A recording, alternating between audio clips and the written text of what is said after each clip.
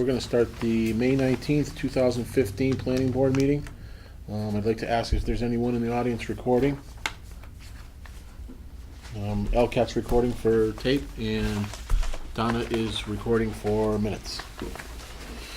First order of business is request of waiver of site plan review for Heritage Bark Park and wind shelter. Grab another chair, come on up. I'm gonna read this. Yep, he's gonna read something in, and then you guys can kind of state your names and all that other good stuff. My property owner is Town of East Long Meadow. The owner's address is 60 Center Square. Name of proposed business, the wind shelter, or we're gonna put a wind shelter at the Bark Park. Owner of business is Richard Holden. Vendor's owner's address is 131 South Brook Road. Property address is Heritage Park. Property district is B. Summary of business operation, I'm planning to build a wind and rain shelter to block the wind while people bring their dogs to the dog park. I get that right? Okay, Okay, that's all we have. yeah, give us a little rundown on what you guys want to do, and we'll take it from there. At the dog park, there's a lot of wind that comes off of the parking lot. Okay. And, I plan on building a small shelter in the corner, Okay. so people can stand there, like, and protect themselves from the wind and the rain, so while they do their dog. You have the site plan that you showed, Uh, the septic. So this did go to selectmen, okay, good. Yeah, I went last week in front of the selectmen.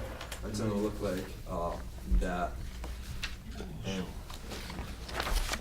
And it's gonna go in the corner towards Big Y. yeah, Big Wild Stables. He's working with the rest of construction.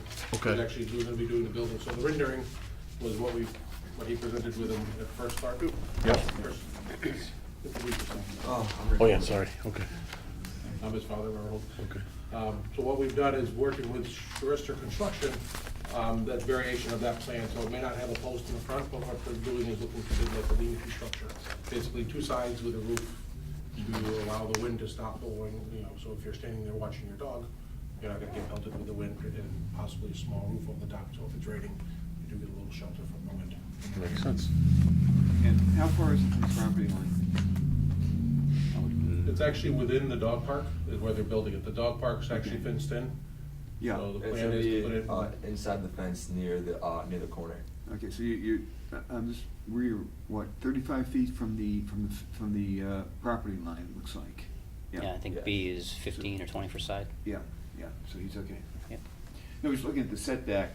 An auxiliary structure on a lot has to be a certain distance away from the lot line. Oh, Okay, Uh-huh. and in this case, you're okay. Just double checking it, that's all. Thank you.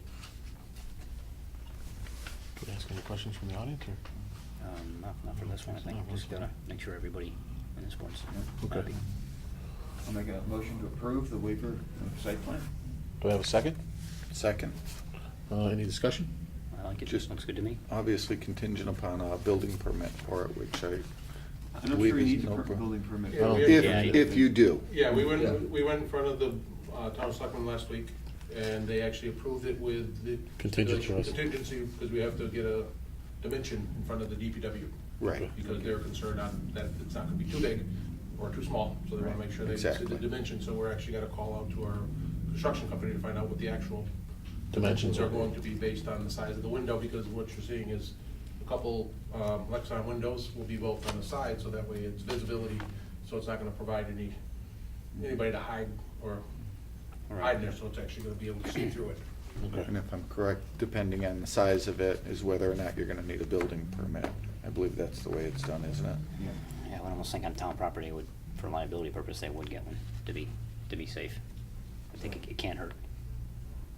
Well, It's not up to us. It's up to the. Right, it's not It's up up to to us. the building Exactly. commissioner to determine whether a building permit is required. It's not up Correct. to us. And so you need to check with Dan Hellier and find out whether or not he wants you to pull a building permit on it. Alright. Okay? Usually it depends on the size. Like if you put a shed in your backyard, you may or may not need one depending on how big the shed is. So Oh. this is be similar to that, but he makes the determination, we don't, so you have to check with him. Okay? Okay. Any other discussion? Nope. All those in favor? Aye. Aye. Motion carries 4-0. Okay.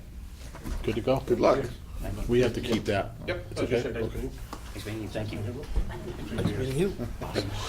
Nice meeting you. Thanks. Nice meeting you. Good luck with that. All right. What are we on, 6:05?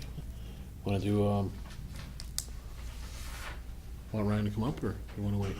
So we can go home? Why don't we get them over with? We'll All do right. that, and then we can fly through the rest of it. Awesome. How's that sound? Next is our 6:15. We're going to take a little early. Ryan Daly to present his term paper and, as advised by the board, his research paper. How are you? Good, how are you? How'd you make out? Pretty good. Good. I have here my final reports. I'm gonna give them to all you guys to review while to look over, and you can look over them now while I set up. Nice. Thank you.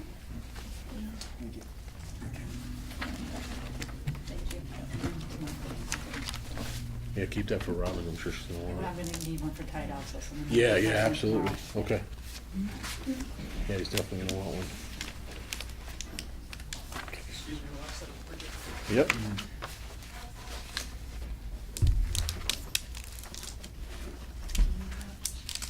Just wait for the Park one.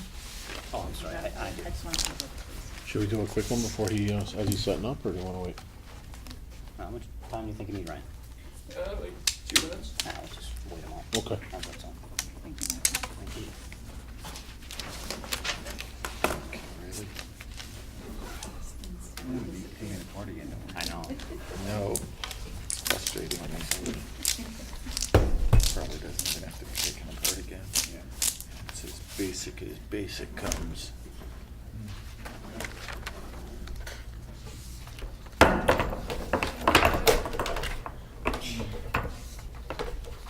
Ryan, want me to help with anything?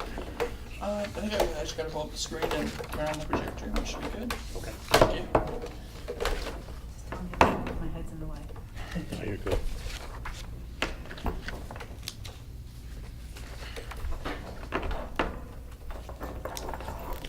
Definitely did your homework here. I had the whole semester to do it, so it should be good. Well,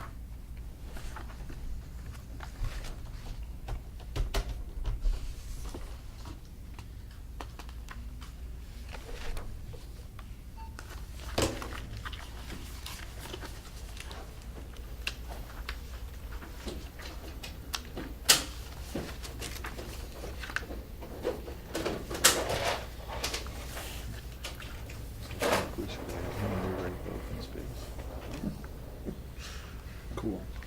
It's easy. Any other date tonight? Oh, No, I could Fair.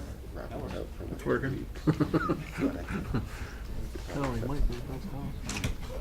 let's get it going.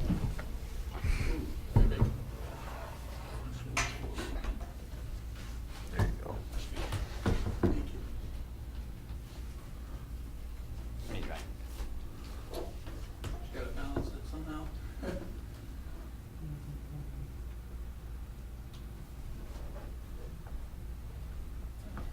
Kids with their gadgets. On with the table? Can I help you? Let me pull this cord a little bit. Gotta get it back up somehow. No legs in the back, huh? Oh, yeah. Thank you. Thank you.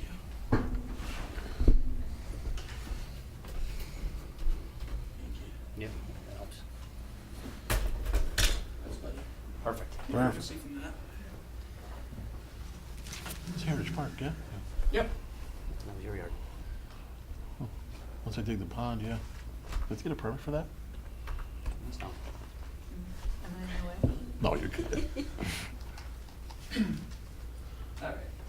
So just a small introduction. My name is Ryan. So for the past semester, I've been working on a project at Westfield State University for my senior capstone project, and it's exploring the possibility of implementing null-effect development in East Long Meadow. So my focus for this project was on a couple of things. The first was looking at the barriers and obstacles to low-impact development. Looking at what's standing in the way for East Long Meadow, and understanding the concerns of the stakeholders involved. And then finally, finding resolutions to the conflicts. My second focus was on the subdivision rules and regulations. Taking an inventory of the performance standards, the section found in stormwater standards is the section found in the subdivision rules and regulations where most of the time low impact development is found in other communities. So taking an inventory of the section, identifying where improvement can take place, and make recommendations for updates and additions in the future. So just to talk a little bit about low impact development, it's an alternative management for stormwater. So the main idea is to slow stormwater, spread it and sink it into the ground, referring to infiltration and evapotranspiration. So low impact development seeks to minimize the post-development increases in stormwater runoff and discharges. So this basically means when a parcel of land is developed, runoff is much higher than before, and the low impact development seeks to decrease this amount of runoff and tries to mimic the pre-development state of the parcel. Also seeks to increase the recharge of groundwater. So through infiltration, the stormwater recharges the groundwater and such. Manage stormwater at the source instead of conveying it through the underground pipes. So another one of the main goals is to keep it where it falls, not run it through the pipes into a discharge into waterways. And another one is to decrease the amount of impervious surfaces. Wider roads, we want to make them narrower so there's less impervious surfaces, and avoid paving where we can.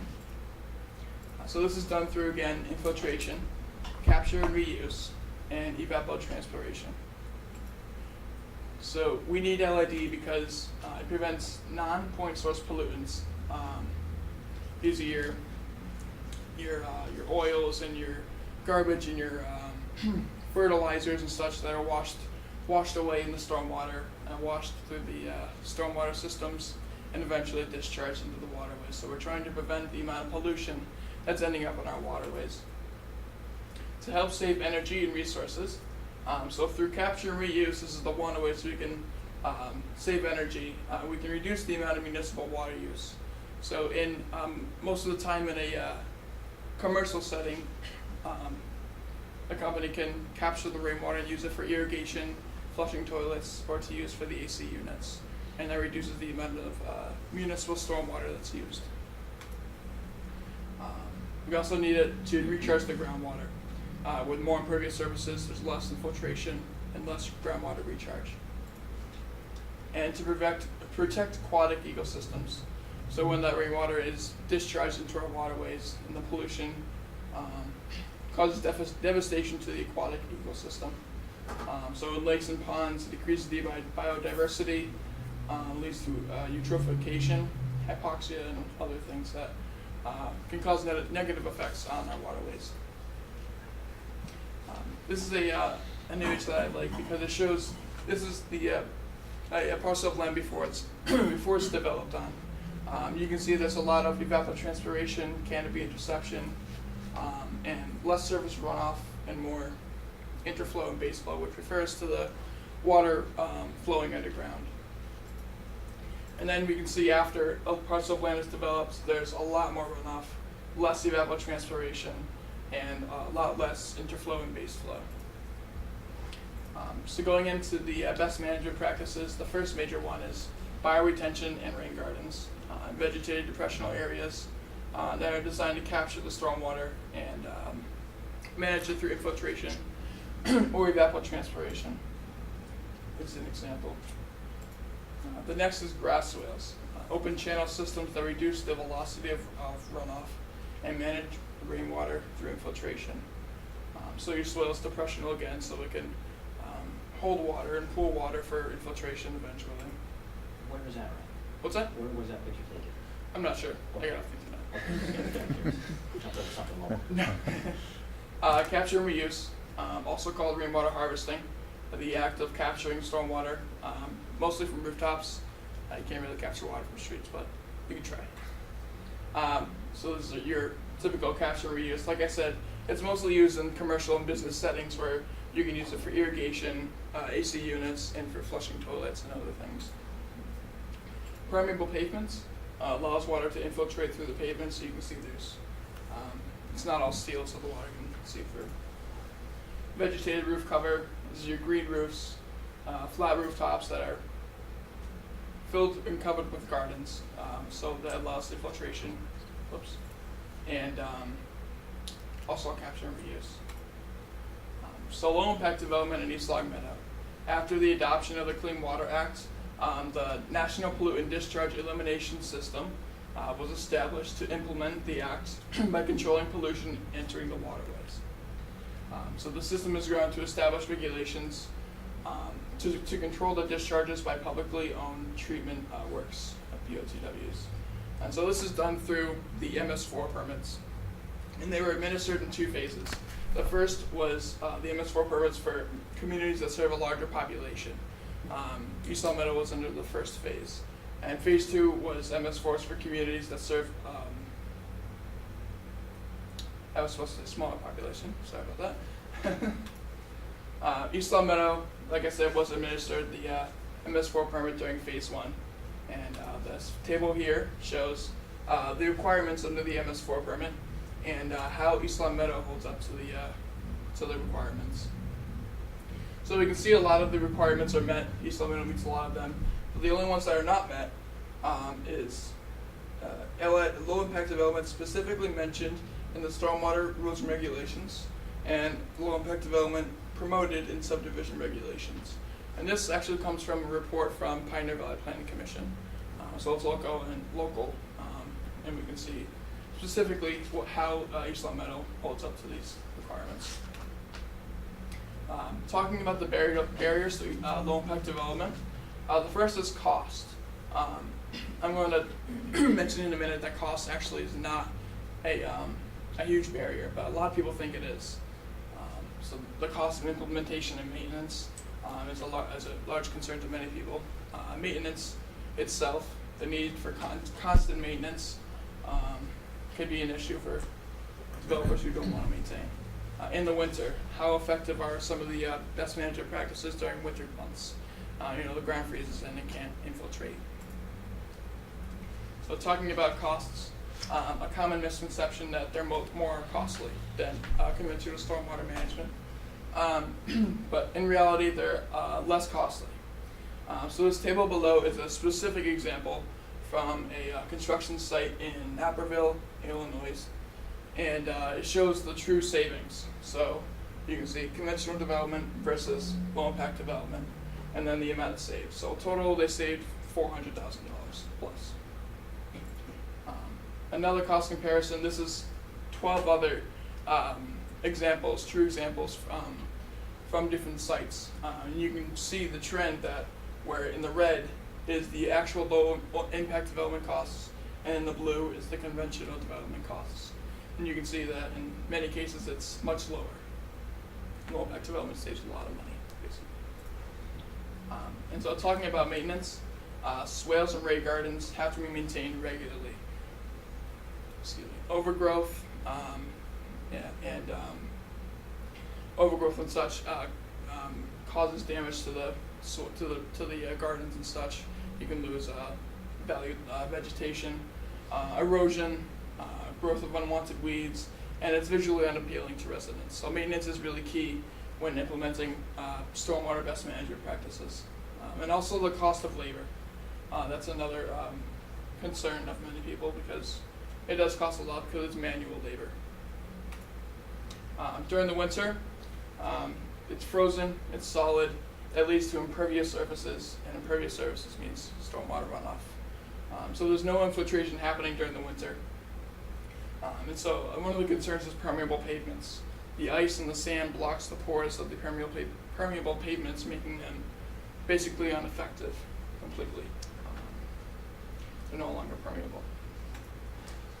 So my research methodology consisted of interviews with fire, police, and public works to interview the key employees to learn about their thoughts and concerns about low impact development, and to make an analysis of the current subdivision rules and regulations to compare East Long Meadow against a low impact development model bylaw. So I used two different model bylaws to make this comparison. One was from EPA and the other one was Vermont Planning Agency. So talking about first the interviews, Department of Public Works, they like the idea of low impact development.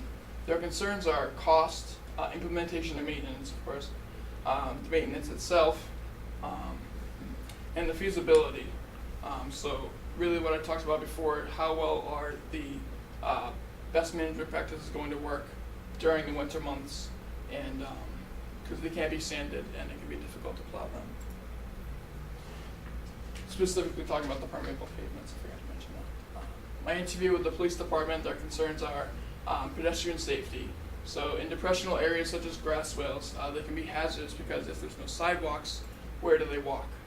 So bringing back the picture from before, you can see there's a grass swale and a road. If you can imagine this on a main road, say North Main Street, if there were no sidewalks, where do the pedestrians walk? And the swale can be hazardous, you can fall into it, injury, so on. My interview with the fire department, there was no concerns, no opposition to low impact development. They actually encourage a reduced road width, where roads are supposed to be 30 feet of paved width. The fire department has no objections to a road width of 24 feet. And they actually prefer 24-foot roads because of the aesthetics of the neighborhood. When streets are wider, take up more space of pavement, it's less appealing to the eye. So with narrower streetways, there's more green space and larger lawns and such. Continuing with road width, this is the current table in the subdivision rules and regulations. So you can see the minimum paved width is 30 feet. And for secondary 40 and for the majors 44 or 2 30-foot lanes. So low impact development aims to reduce the amount of impervious surfaces. So part of my recommendations will be to decrease the road width. This is a chart of the comparison of the performance standards in East Long Meadow. So you can see over here are the main themes in the low impact development model bylaws. And I compared them to East Long Meadow subdivision rules and regulations. So you can see here whether we do or do not have what's listed over here, and you can see the location of where you can find the regulation. So what we do have is a site planning process, looking at the critical environmental areas, planning around them and such. Channel protection, protecting our brooks and streams. Extreme flooding protection. We try to minimize the land disturbance, preserve natural areas, encourage vegetation and landscaping, so street trees and gardens. And what we don't have is no untreated discharges,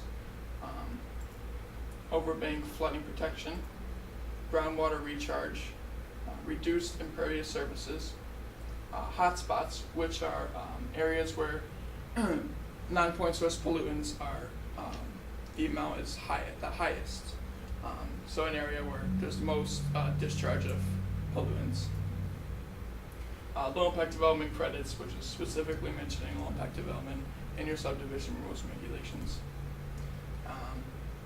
And to manage water, prevent erosion, and control sediment during construction. And also the preservation of open space. So my recommendations are to decrease the road width, require a maintenance plan, encourage the use of stormwater best management practices in new subdivisions, make changes to the subdivision rules and regulations based on the analysis, the table that I had a few slides back. So talking about street width, for minor roads, I recommend 30 to 24, from 30 feet to 24 feet paved width. For secondary roads, I propose a decrease from 40 feet to 35 feet paved width. And for major streets, I propose a decrease from 44 feet or 2 30-foot wide lanes to decrease it to 35 feet or 2 25-foot lanes. what I was mainly focusing on was the minor streets, because this is what we really see in subdivisions. We don't really see a lot of major roads in these subdivisions. So this is a table 1 that is found in the current subdivision rules and regulations, but I changed the page width to look what it should look like if my recommendations were to be implemented. So you can see a change from 44 to 40 or to 25-foot lanes, 35 feet for secondary, and 24 for minor roadways. Recommended changes to the performance standards, encouraging no untreated discharges, overbank flooding protection, groundwater recharge, sensitive areas, critical areas with sensitive resources.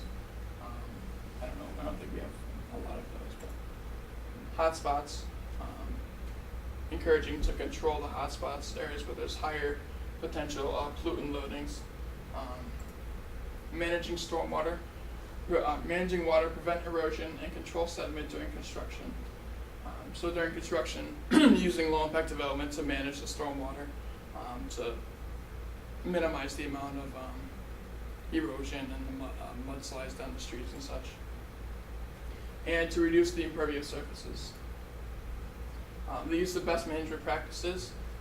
We should encourage rain gardens and grass swales. I do not recommend encouraging permeable pavements. Since we're New England, the winter months are tough on permeable pavements, and they can become ineffective. Capture, reuse, and vegetated gardens, I would encourage them, but they are less likely to be used because they're mainly used in private settings. I also recommend to require a maintenance plan. So from applicants that are applying for a permit, I recommend that you require for them to have a maintenance plan. So this means to outline the frequency of the maintenance, what is to be maintained, who will be maintaining, and the required resources for maintenance. This is a way for them this is a way to guarantee that the stormwater best management practice will be maintained. That's me. And that's the end. Very good. Wow. Very good. A lot of time. I'm impressed. A lot of time. You might have convinced me on the 24th. Yeah. And I love my 30-foot rods. Any questions from the board? Any I have a comments? question. Yeah. Permeable pavements. Did you look into the University of New Hampshire, who's been doing a 5-year study on it? I believe it's at least 5 years now. I did. I did a little reading on it. I didn't get to really include it in my report, but I'm aware of those studies. I mean, Yeah. I obviously landscape contractor, that's what I do, and it seems to be the trend going for the permeable pavements, Yeah. especially with a town like East Long Meadow, which has switched over to only salt and not sand, because one of the concerns was the sand clogging it. Yeah. They also have all maintenance equipment now. It's like a vacuum to go over and actually take out the top inch of stone and then replace it, which is just absolutely amazing on it. One of the things I was thinking about that was University of New Hampshire used it in a parking lot. So if the situation was to be paving a parking lot, I would absolutely recommend permeable pavements. But in a streetway, we can do that, but the concerns are cost, of course, and also it takes time and other things that over time they can become ineffective. And my only, you mentioned it briefly, but your identification of sensitive areas, if you're limiting them to the examples that you put in there, we don't have any. Yeah. We don't have any aquifers that we use. We don't have any reservoirs, we don't have any beaches, we certainly don't have any shellfish beds. So I think that's an area that, yeah, it's boilerplate, it's gotta be there because it's across the state, but Yeah. really locally it doesn't. I'm really pleased with your interviews of police and fire and DPW, because I think that will clarify a lot of our discussions with developers, where, you know, it's, the problem is when you've got 4 different departments dealing with the same developer, it's, communication isn't always the best. And this will help us reach a kind of consensus on what's a good thing to do. So to me, that's great. I think you did a great job. I mean, obviously put a lot of time into it. And there's not for us to read here. I mean, certainly, you know, this is something we've been talking about it. To see it come at it, approach from a different angle, from a different individual like yourself, I personally greatly appreciate. So it'll give us something to talk about in the future. Maybe even come back for some of your advice. So thank you very much. I like it. It's really specific to the town. That helps a lot. Hopefully you got a good grade on this. I did, I got a name. Thank you. Brian, thank you very much. You're welcome. Thank you. Real good job, awesome. Yeah, I think I might convince me on the 24. He normally on my 30s, I like the 30s. I talked to Paul and he goes, you know what, I think I would love to see 24 because it's. I'm surprised. He's concerned with the Yeah, aesthetics yeah. of it. I was more concerned with Safety in winter. safety in Yeah. winter. Winter's my big thing. He said that, and you know, he's doing a project working with other towns, and he knows that there's the concern of how do I get my fire truck down there? Exactly. But you know what, he said, we're a small town, if we have to block off the road, it's safety first. Yep. So, that's what he had to say about it. Yeah, good. Terrific. Well, I thought for sure. this one you thought you knew. Yeah, I thought for sure he'd A go for lot. the 30, right? You know? All right, we're on 6:30 too. Should we do a couple of waivers, or do you want to take some? Come on. Aldo's here. We could do it in. I'm gonna do that. Yeah, let's do that. You want to come up, Aldo? We'll do your now. Hot seat over there. All right. Hold on. Oop. I'll let him button up. Is that kid? I'm just gonna, oh, you're fine. Good presentation, by the way. Thank you. Very good. Very informative. Learned something out For of a that town too. resident, I did learn something. So when you do your addition, you realize, Yep. I put a couple swales in. And a shellfish bed. Right. That would be good. You get nice fresh clams, you know. That'd be awesome. Might be onto something. All right, we have our 6:45, Fazios for a 12 by 24 edition. all right, property owner is Antonio and Ilda. Dildo, yes. Ilda Fazio. Owner's address is 18 Chestnut Street. Name of proposed business is Villa Calabrese, Yep, Calabrese, yep. Fazio's Restaurant. Owner of business is Aldo Fazio. Business owner's address is 6 Literick Avenue. Property address is 162 Shaker Road. Proposed hours of operation Tuesday through Sunday, 11 a.m. to 9. Sunday 3 to 8. I'm sorry, Tuesday through Saturday, 11 to 9. Sunday 3 to 8. Close on Monday. Number of employees, including owner, 12. Date of last parking plan is 2011. Summary business operations, Italian restaurant. Take out food and restaurant. Add 12 by 24 addition for storage and prep area. Approximately 288 square feet. Got a plan? Yeah, certainly. Looks like it. Show her. All right, Aldo, what, why don't you tell us a little bit about what you want to do in this little prep area? Well, basically, storage the type of little deal? prep areas, we've just outgrown the space that we have. And so we want to kind of conform to the back of the building, since our walk-in already comes out 12 feet. We want to just conform the back of the building out 12 feet. Mainly, it's an everyday prep area. There will be a few kitchen appliances, but they will only be used once or twice a week on a catering basis. It seems to be a growing part of our business is the catering, so it's tough to cook dinners for the general public out your dining room and then cook a couple large trays of food for somebody having a graduation party. So this would allow us the capability to do it without interfering with our day-to-day business. So. And this is going on basically paved area right now? Yes. Yeah. It's the back section in the corner. It's not taking up any parking spots. No, it won't be affecting any parking parking You can't spots. park It's there now, right? What's the Can't dotted park line? Is there that the paved area? Excuse me? The dotted line on here is the paved area? Yeah, it was actually two parcels. Oh, okay, Previously, now it's all one parcel, so that's showing the original parcel. Okay, got This it. was the second parcel, which was purchased, I believe in 1990. okay. So the proposed area will be right back here, this little area. The cooler already jets out now this far, 12 feet, so we would just be coming out to 12 feet and coming out to 24 feet. My office would be moved back there. Right now, it's right kind of near the dining room, and it's a little, sometimes difficult when you're going in and out of the office, there's people waiting for tables. That was an A&R. That was, it used to be 2 lots, it's now 1. But he's not converting any impervious No. any pervious to impervious. It's just a, No, it's just, there's asphalt there, there's the air conditioning units, but those will be moved. It's just, right now, it's dead space. sure. Any questions, Rob? No, like I said, I'm just curious as far as the lot line there. I just wanted to make sure that an A&R was done so that it's actually one parcel now. Yeah, Larry Levine did it for me, I wanna say back in 2003, 2004, because it was 2 separate lots. And he had, upon his recommendation, he decided that it would be best if we just made it one parcel, so. It'd be great if that wasn't even on the plan. Yeah. I mean, There would be no question. Well, I think that my contractor done those off for the blueprints that we originally given them. Right.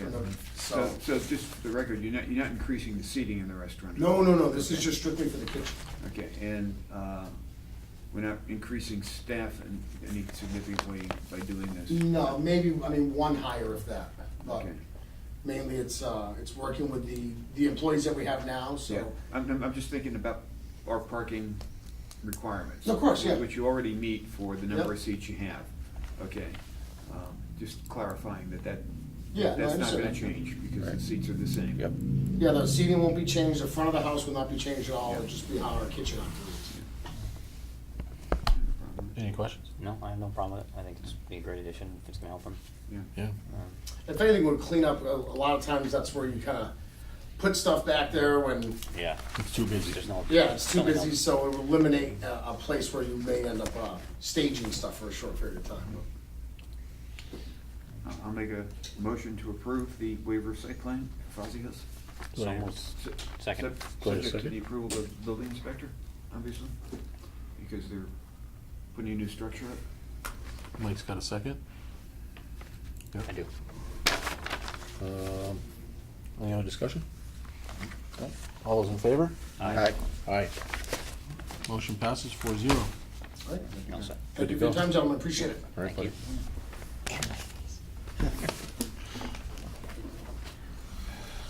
All right. What do we got for next one? These guys are, you guys are together. You guys are together, right? Yeah. Okay. Not done. Sure. Do you wanna do Surtech Medical?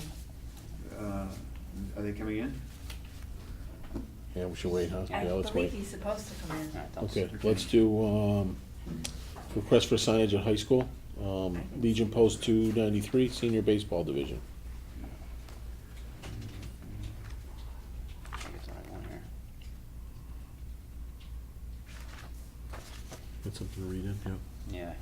Yeah. School committee voted at their last meeting, last night, at their meeting last night to approve your request to replace a sandwich board sign in front of East Long Meadow High School.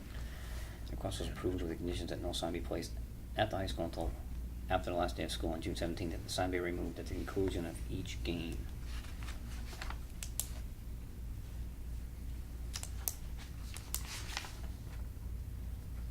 I think that's all there is.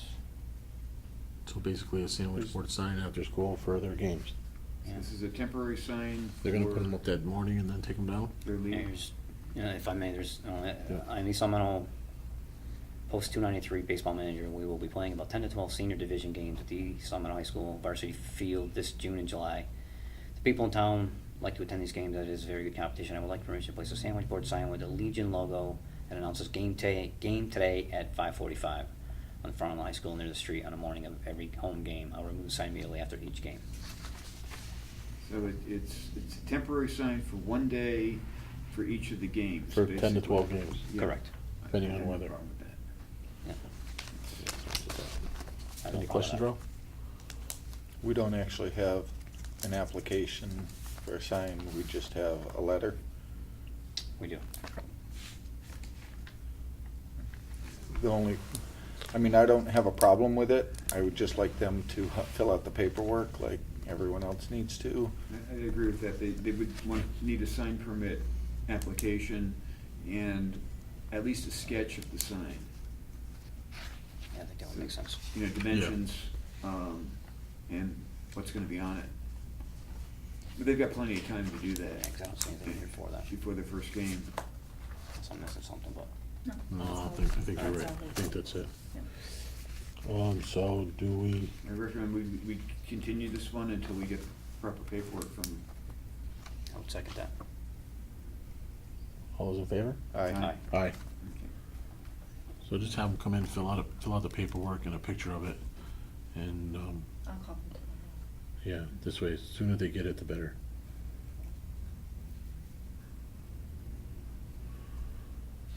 Okay. Next is A&R 566 Prospect Street. Should we do that? Yeah.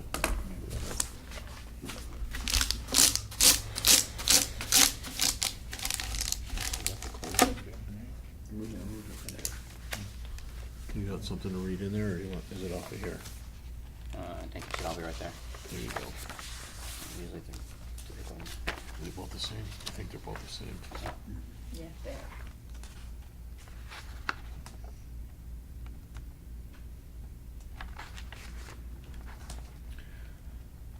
I think they're. Nothing to read? No. Yeah, it's an A&R for 566 Prospect Street. 566 Prospect Street.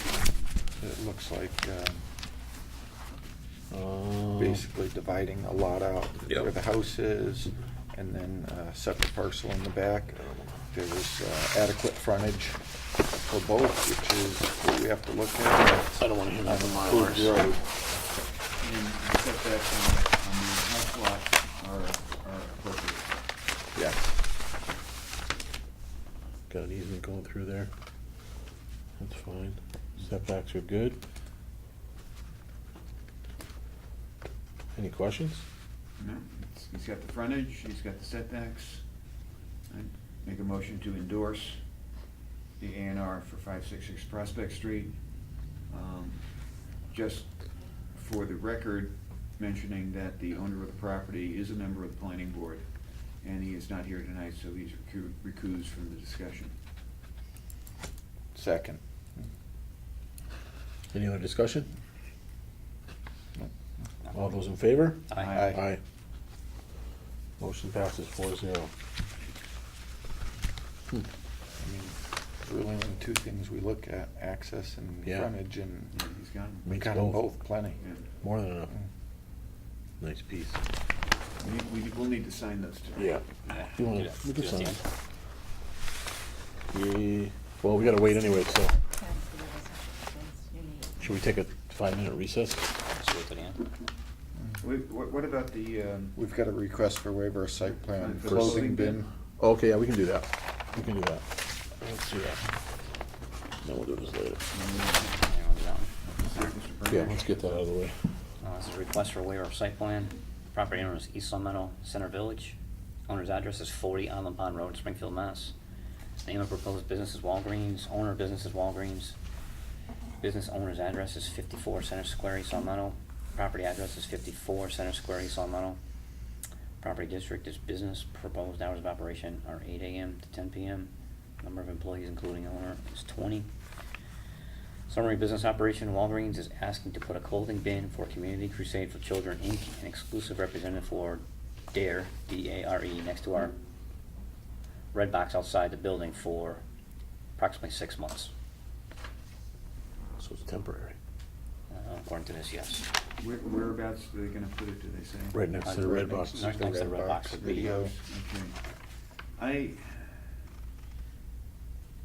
Personally, I would like to get more information on that, as to who's going to maintain it. These are great causes and all that, but my one concern is that I see a lot of those boxes and they're stuffed with garbage and there's stuff piled around them and nobody seems to be responsible for maintaining them. And I'd like to know if Walgreens is gonna step up and make sure that we don't have a public nuisance there, or whether they're gonna rely on whoever is placing this, the clothing, Community Crusade for Children. I have no idea who they are, or where they're located, or what their resources are. I definitely agree with that. I've seen a lot of them, and I've seen a lot of them in really disarray. You'll get bombarded, and then you just don't have time to pick them up. I mean, is it? If nobody's gonna maintain it, we don't want it in Center Square. I agree. I don't, It's, Walgreens is an upstanding business. I can't imagine they're gonna let it go because it's gonna hurt their, well, I'd like to They're, hear something from them to that effect. okay. You know, we had such controversy over Over Redbox, Redbox. how terrible that was gonna be. That's true. Nothing. Yeah. That was Mike Biskowitz. Yeah. And it was nothing, it still But- is. I mean, it works pretty well over there. It does. Somebody's worth it to get him in here. I think we should at least get them in there, see someone, at least someone can be on paper as being responsible for, the maintenance and making sure that it gets cleaned up or whatever. Like I said, sometimes you could have no business there at all, and then all of a sudden, you'll get, 6 or 7 people dropping off, a carload at a time. You know, you get people coming in the middle of the night just putting junk there, Right. Which they're not supposed to do, but Yeah, Gets done. it happens. it happens. TVs, sofas. I've seen it happen. I'll make So a motion- should we table it, or should we, I'll make a motion to continue it till, okay, till we get the For further proper, information. Yeah. proper responsible parties on paper? Okay. So we don't have to vote on it? Made a motion. Oh. Second. All those in favor? Aye. Aye. So you wanna know who's gonna be responsible Yeah. for like maintaining it, Yeah, basically? yeah. This way it falls on someone. Yep. And it just doesn't sit there. I'm saying we do the 650. I don't think anybody's gonna show. I don't think they have to I show. can speak with the gentleman, I'm sorry, Robin spoke with him. Yeah. She put him on the agenda, but I just, This was last minute too, right? Yeah. yeah, ready? Yeah, paper. Read that into just the- got the paperwork in too. Yeah. last minute, yeah. Property owner is BMD Real Estate. Owner's address, 663 Ridge Road, Wilbraham. The name of proposed business is Surtech Medical Systems. Owner of business is Century Park Capital Partners. Business owner's address is 2101 Rosecrans Ave, Suite 4275, El Segundo, California. Property address is 55 Deer Park Drive. Property district is industrial. Proposed hours of operation are 6 a.m. to 11:30 p.m. Monday through Friday. Number of employees, including owner, 110. Summary business operations: medical device manufacturing, operating 2 shifts. We have an immediate need for temporary office space. We were bringing on 9 summer interns, as well as having several open engineering positions. So they're putting temporary office Yeah. space on the back of the building. Yep. Yep. Where it's not visible from the street, it's well within their. It's a the- temporary, The yeah. only question is they're eliminating 4 parking spaces by doing that. Not necessarily. No. Nope. That's the loading dock area. Okay, it's next to the loading dock, Yeah, no parking spots there. no parking, okay, fine. No, it's a 8 by 20, 160 square foot office building, temporary office space. It's a fiberglass with a sheetrock ceiling. It sits on the ground. It's just gonna be basically for desks with computers and maybe a drafting table or 2. Just to alleviate some space, I guess, within their building. Do we not It's have- until October. Sorry? It's temporary. It's only till October, and it's gonna be enough room for like one person to be able to go in there and use it. And I don't think that's gonna impact their parking requirement. No, in not any whatsoever. significant way. June to October, that's what Yeah. it's proposing. Yeah, well, that was my question. I mean, do we have to consider that additional square footage towards parking? They've got so much parking there already. You Yeah. count the spaces versus, what Yeah. they've got for a building there. I mean, I've been out there on numerous occasions, there's plenty of parking. Yeah. And this is temporary, adding permanent parking spaces, so that would be kind of, I think, a little. Yep, no, over the Tell top. me, I mean, that looks like to me like they're just crowded and they're gonna use that for someone to really think on what they're doing. Yeah, It's sensitive equipment that's been built out of that place. yeah, they've been very cooperative Yeah. in the past and when they did their expansion. I would make a motion to approve the request for waiver. Second it. the only thing I would say is, what was it, 6 months or, June to October, so Yeah. not even okay. And they're, 3 months. As long as it's noted on, It is. on there that that's what it's gonna be for, I have no problems with it. okay. Any other questions? Mike, you good? I'm good. All those in favor? Aye. Aye. Motion passes 4-0. That, you gonna- yeah, that you keep. That's part of certificate. Make a motion to adjourn and then we can Wait, sign? we have minutes. Oh, minutes. And I sent everything too. I I know got you- another copy. What do you, oh, yeah, that, Sorry. good. I'm not sure if you had a chance to. I got the minutes for March March 24th, 24th. 2015. Has everybody reviewed I them? didn't look at them. I haven't had a chance to look at any of them, I'm sorry. Okay. April? Nobody? No. 21st? And May 5th?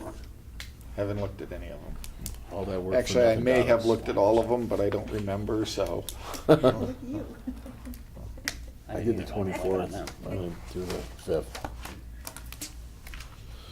So All no right. one checked the If reviewed if you've done the 24th, I'm good I'm with. okay with them. If you're happy with the 24th, I'm happy with it. All right, you want to do Send it. 24? I'm happy with the 24th. I would make a motion to approve the minutes of March 24th, 2015. Second? All those in favor? Aye. Aye. And we will wait on the other two then. So they usually wait for Ty to sign them. No, actually, he's acting clerk, so he can sign it. Thank you, Michael. Wow. Correct? Right? Sure. Yep. Scratch that. No problem. All right. If Ty wasn't here when the vote was taken, so. Okay. Anything else, Ralph?